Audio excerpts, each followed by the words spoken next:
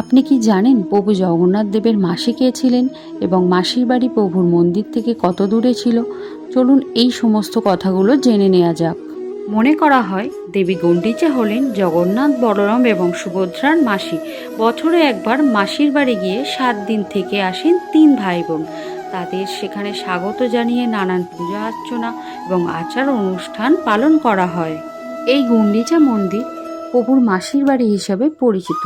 রথে চড়ে প্রভু সেখানে উপস্থিত হন, তারপর 7 দিন কাটিয়ে সেখান থেকে ফিরে আসেন।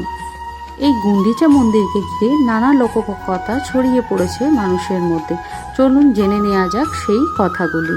গুন্ডিচা মন্দিরের দূরত্ব শ্রী মন্দির থেকে মাত্র 3 কিলোমিটার।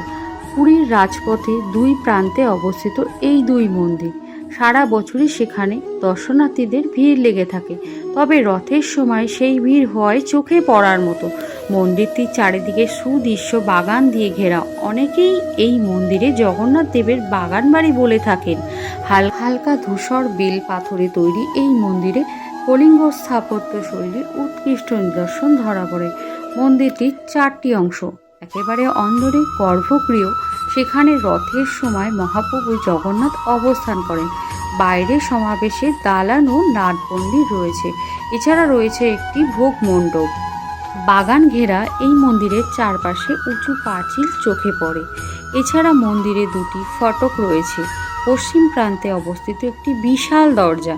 এই দরজা দিয়েই জগন্নাথ মূর্তি রথে থেকে নামিয়ে গুন্ডিচা মন্দিরে প্রবেশ করানো হয়। আর এর ঠিক উল্টো দিকে আরও একটি দরজা রয়েছে। পূর্ব দিকে এই দরজা দিয়েই ত্রিমূর্তিকে পুনরায় রথে তোলা হয়।